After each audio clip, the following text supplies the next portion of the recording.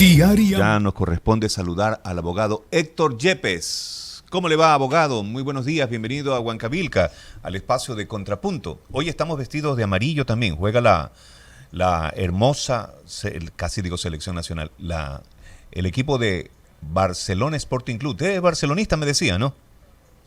No, yo soy melexista, buenos días. Con razón, ahí hay contrapunto entre los dos. No, pero está bien, espero que les vaya bien en todo caso. Recuérdeme, pero... ¿qué le pasó con el Gualaceo? No me acuerdo. No entremos por ahí, porque ahí sí... Ay, bueno. Así pasa, ¿no? Los mejores equipos, Barcelona también ha caído feísimo con algunos equipos considerados pequeños, pero en el fútbol la situación es distinta. Nosotros también esperamos de que, obviamente, aparte de que somos barcelonistas, de que haya un buen encuentro. Está todo vendido, ¿a qué le parece? Va a estar interesante este encuentro hoy día.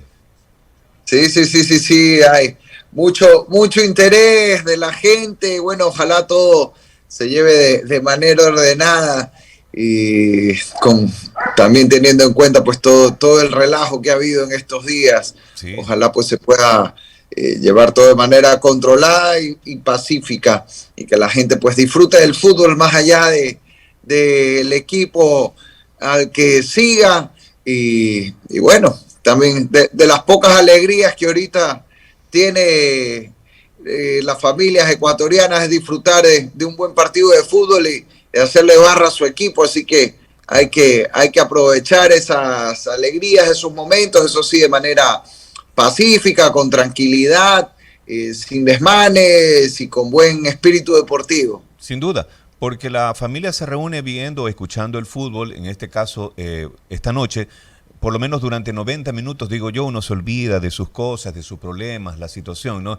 Y hace una especie de descarga, de fogue sobre estos encuentros. Me preguntaba actualmente, bueno, usted estuvo en la Asamblea Nacional, ¿extraña la Asamblea? Mire lo que ha pasado con César Ron. Antes de entrar en materia, su opinión personal, ¿no? ¿Extraña la situación de la Asamblea? Ya cuando usted estuvo... estaba de manera generalizada con un porcentaje bastante pobre, por decirlo así, entiendo de 8, 10%, qué sé yo, pero la verdad que no ha mejorado la asamblea. ¿Qué opina usted? ¿Qué dice? Al revés, yo diría que esta asamblea es aún peor que la anterior, con las honrosas excepciones que siempre hay.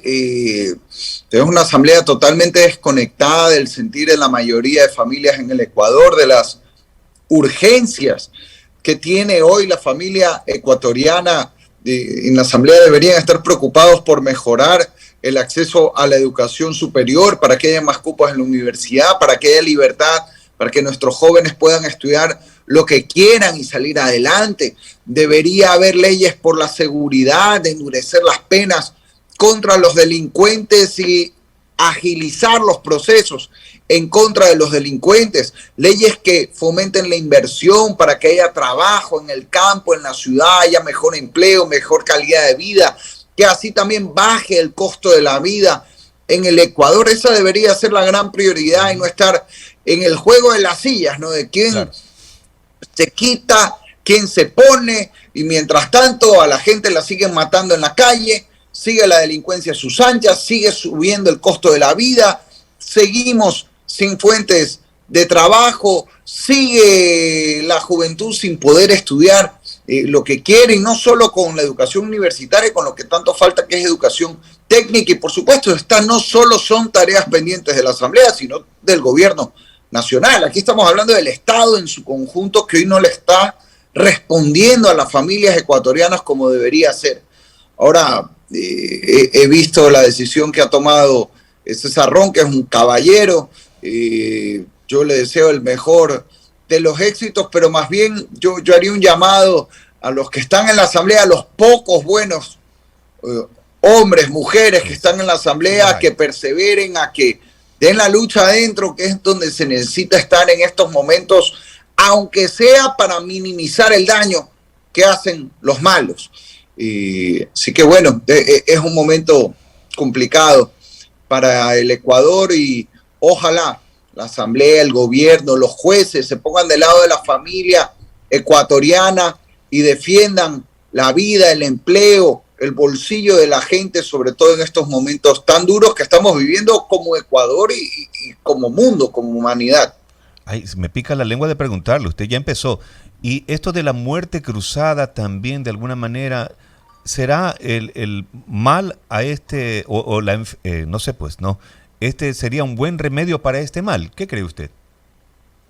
Podría ser, es un escenario complicado porque también la muerte cruzada implica que para resolver un problema político, que es la asamblea, en cambio se paralice todo el país, habría inestabilidad, habría que ver, el presidente Guillermo Lasso hoy no tiene los números que tenía hace 4 o 5 meses, sería un escenario muy incierto para el Ecuador. Yo creo que el gobierno más bien debe tratar de avanzar en todo lo que se puede hacer como gobierno más allá de la Asamblea Nacional.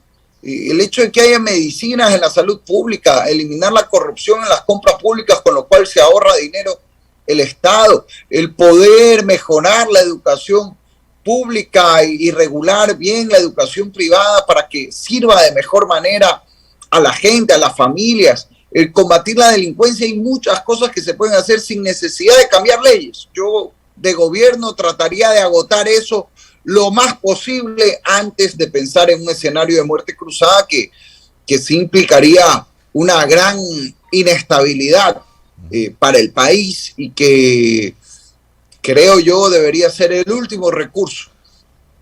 Bueno, ahora sí, entremos en materia, abogado Héctor Yepes, director del Centro de Arbitraje y Mediación de la Universidad de Especialidades Espíritu Santo. Esta semana se conoce si el presidente Guillermo Lasso veta los proyectos de ley que fueron aprobados por la Asamblea Nacional. Con respecto a este tema del aborto y todo aquello, ¿qué piensa usted? ¿Qué espera de parte del presidente? Yo espero que el presidente Guillermo Lasso vete esta mal llamada ley de aborto por violación. Y empiezo por ahí. ¿Por qué digo que se la llama mal así? Porque esta no es una ley de aborto por violación, por la sencilla razón de que en ninguna parte de esta ley se exige que se compruebe mínimamente que ha habido una violación. Vamos por el comienzo. Esta ley parte de una sentencia de la Corte Constitucional, con la que yo no estoy de acuerdo, pero esa sentencia dijo que la Asamblea debe no crear un derecho al aborto, que es lo que quieren poner en esta ley, que no existe en ninguna parte del mundo, en ningún tratado internacional ni en ninguna constitución. Lo que dijo la Corte es que se permita el aborto en casos de violación con ciertos parámetros, entre ellos, dijo la propia Corte, que haya requisitos para establecer que ha habido una violación, porque si no, ¿de qué estamos hablando?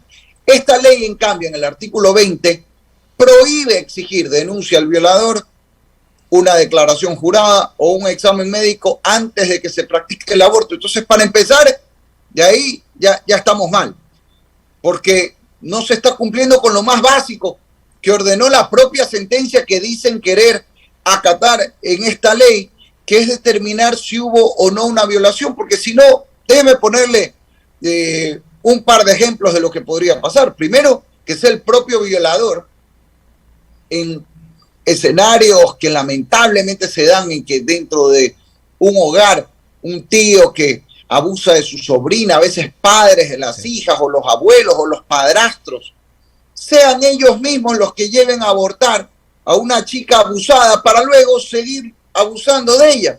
Y como aquí no se exige nada, ni denuncia, ni comprobaciones, nada, o sea, lo que hay es silencio. Lo único que quieren garantizar los grupos que están detrás de esto es el aborto, no ayudar a la mujer. Entonces, queda en total impunidad el crimen, que es lo que realmente deberíamos estar persiguiendo aquí. No pensar en cómo matar a un ser humano inocente en el vientre de su mamá, sino en cómo castigar al violador y cómo prevenir la violencia.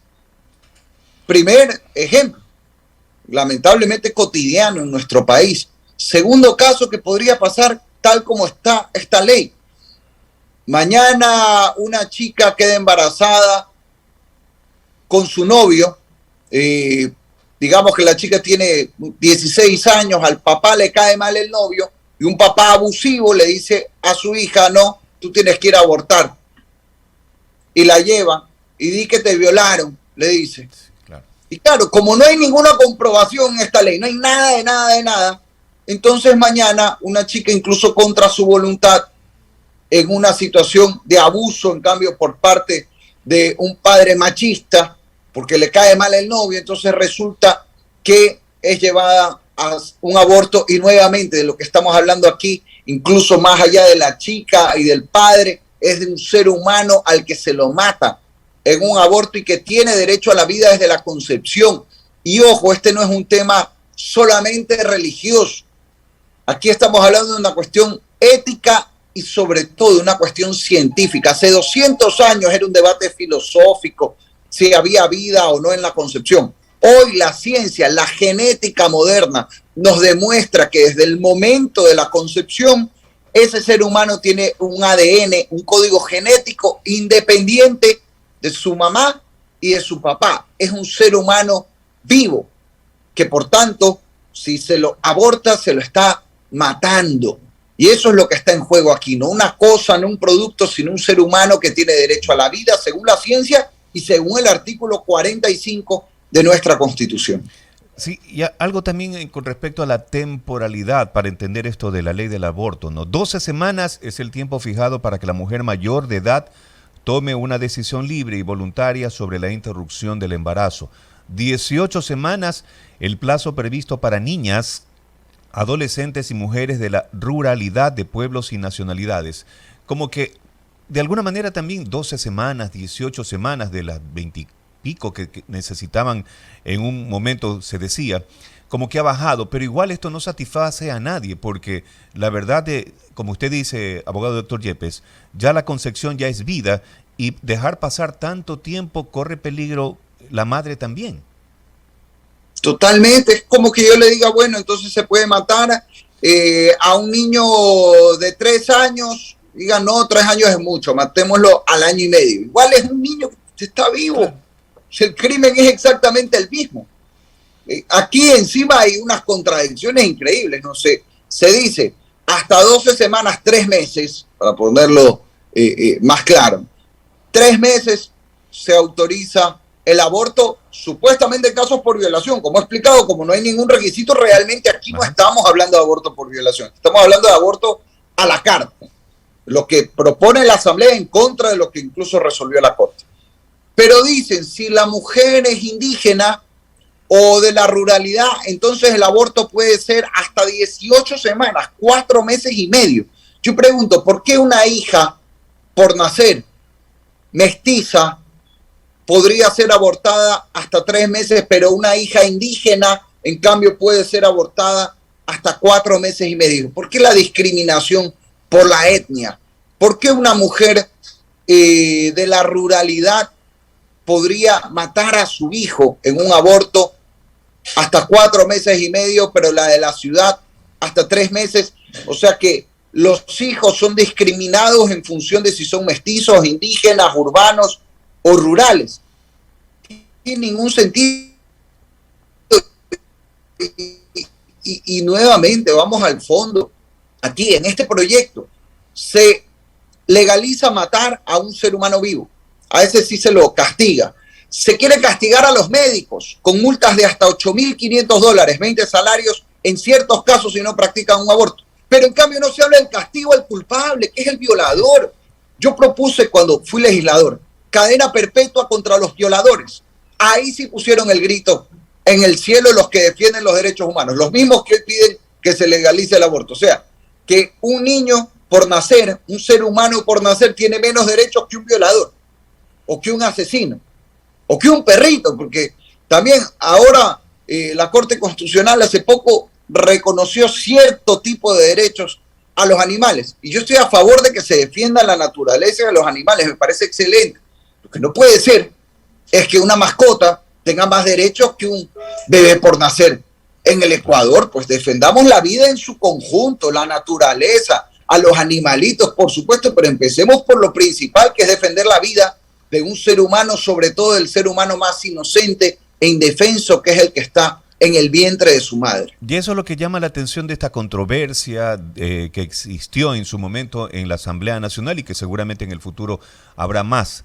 Y damos por hecho que el presidente dará el veto a este proyecto de ley en el caso de violación, el aborto.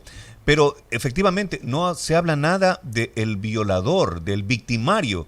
Y ahí es que donde la gente le da urticaria y le da rabia de saber este tipo de cosas que no se tratan en asamblea. A ver, yo lo propuse y saltaron. Ahí sí saltan por los derechos humanos. O sea, les preocupan los derechos humanos del violador, que no quieren ni que vaya a cadena perpetua, pero en cambio sí proponen condenar a pena de muerte a un ser humano indefenso en el vientre de su madre. Eso es particular.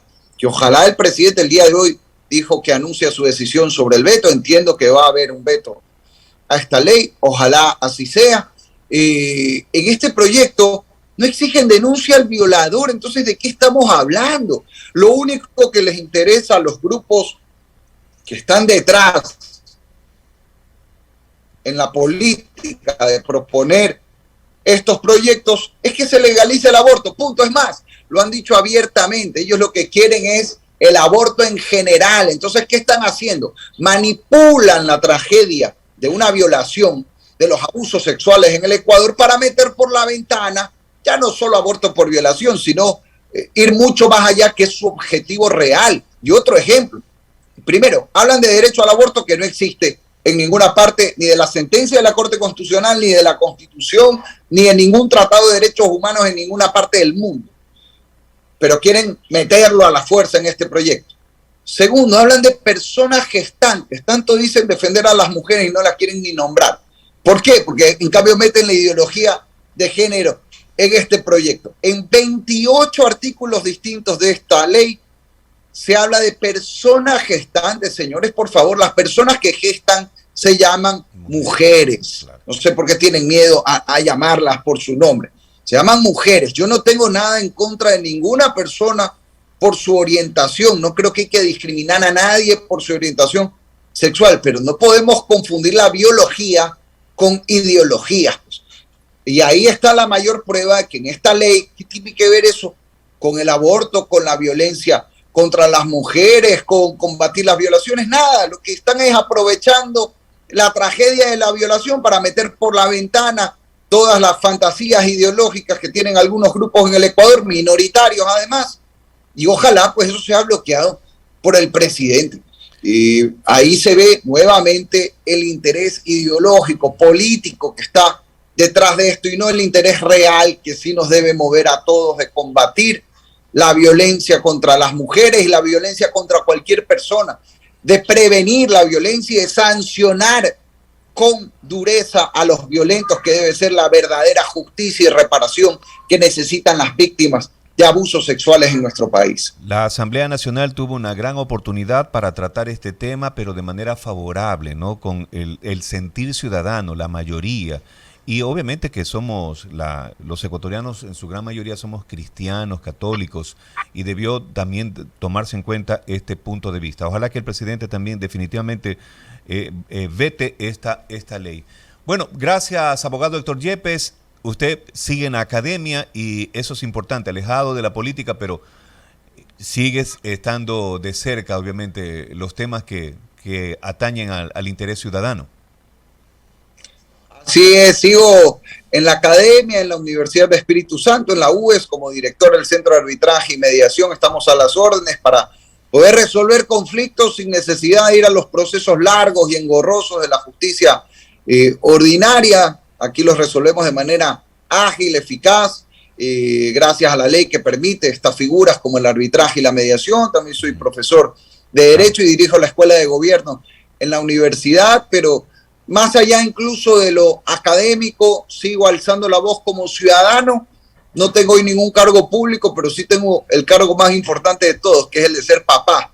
Y sí, por mis 2 hijitos y por mi esposa, como familia, hay que seguir alzando la voz por lo correcto en el Ecuador. Así que a las órdenes siempre, un abrazo y muchas gracias por la entrevista. Muchas gracias también al abogado Héctor Yepes. Oiga, ese cuadro es de Enrique Tábara, ¿no? El que tiene atrás.